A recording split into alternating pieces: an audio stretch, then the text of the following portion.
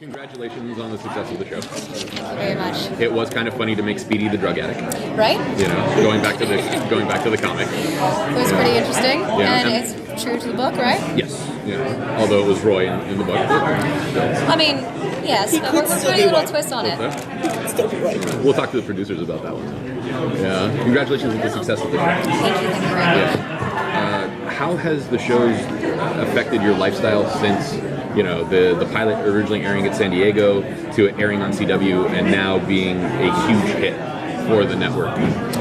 The show has affected my life in a very positive way, I must say.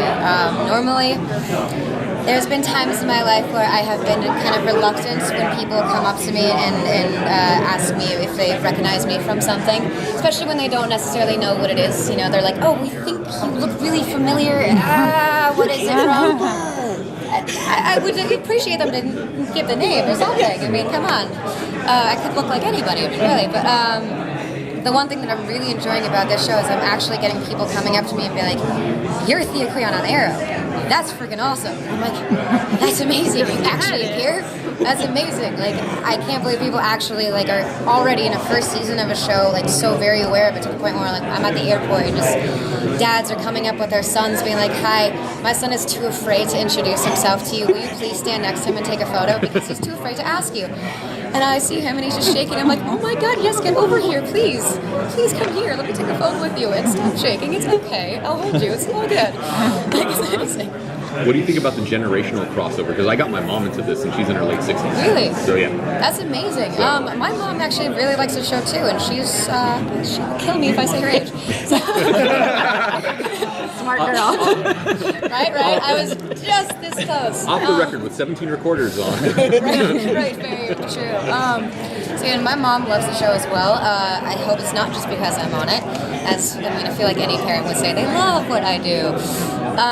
But actually, a lot of people are becoming like, actually my friends even who watch it, some of them actually would talk crap about the things that I've done in the past. I love Caitlin Cooper. I thought it was pretty funny and awesome. I'm sorry, I had fun, so whatever. I like talk whatever you want, but it was fun doing it. So like, but now it's like, people are actually having an insanely amazing reaction to it. My grandma has actually watched a couple episodes, and it is a little slightly violent for her, but she says that I look very nice on screen, which is very nice to hear. You know, so that makes my days, and yeah, I think it's very good for it can be viewed from most generations up until the elderly. It's a little explosion-y.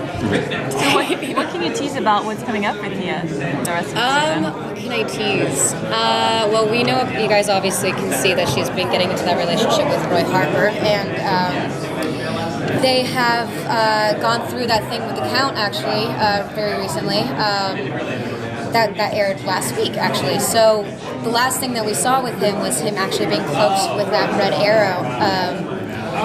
And I think that now Roy is actually starting to go on this path of actually searching after the vigilante, trying to maybe put himself under his wing, apprentice, search after maybe murder. I have no idea what his goal is, but he's on a mission going after him, and so now Thea is now divulged into searching after her own brother at the moment. She doesn't even realize it. She's on the hunt for her own brother and has no clue. So that's the new thing that's going on with her, as well as Thea's and Roy's relationship is quite interesting. So it's kind of positive, but also has a bunch of negatives in there. Now, you guys work all very well on screen together.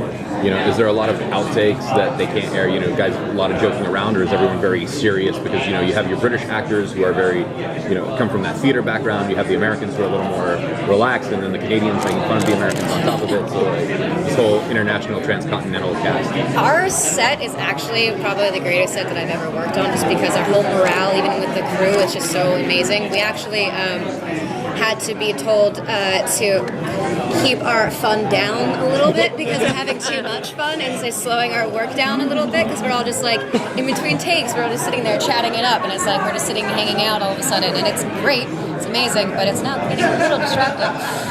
And we're all so very close. I mean, really, I absolutely love every single person on my cast, and I'm quite upset that I don't get to work with all of them as much. Like, I would love to be working with David and Emily more. I mean, Felicity is just incredible.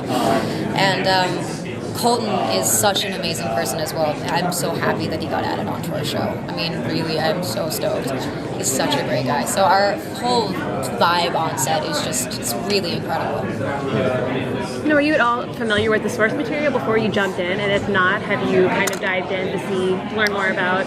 I have learned a little bit about the history behind Speedy. I realized that she was, or not she, because there is 2 versions, correct? I did know that there's 2 versions. That Speedy was the first kind of like drug addict superhero vigilante in comic book history, as well as, she was the apprentice that turns into Red Arrow and then Arsenal. Artemis. Yes. So, I've been trying to keep up, you know what I mean? Doing my best in between takes, which is very, very few times I have. Well, you do have 70 years to catch up. That's true. I have a lot to do, so it's going to be a lot of book reports that I'm going to have to fill out. We have time for one more question. What can you tease coming up between your relationship with your mom? I'm sorry. With Moira. Yeah, with Moira. I'm having a brain cramp. My relationship. It's always been a little contentious. Is it going to keep up with that while she's still sort of searching for Malcolm, or is it going to get? Thea's relationship with Moira is it's always on the fence. She obviously loves her mother dearly, and it's the only parental figure she has left, so it's not like she's going to go ahead and throw that thing away by some teenage angst. She really is going to try to hold it on, and I think she's realized that too. She's kind of, even though she has acted out in the beginning, she's kind of now realized, I am not going to make my family hate me, and I'm going to try to do better, and I really think she's on a passionate, virtuous path now. But Moira has been so very distant and also been very dramatic at times, to the point where it's very worrisome to her daughter, and I feel like Thea's almost feeling like she's becoming the mother and having to take after Moira and oversee things that are going on, and I don't think she really wants to do that. What 18-year-old girl really wants to have to take care of that? But there's a lot of levels of resentment now that are being added towards Moira. But I think that she really, really just wants her mother to be happy and get strong again and be alive and take care of her instead of having to do the exact opposite. So I think there's great intentions there, but underlined with a lot of teenage resentment.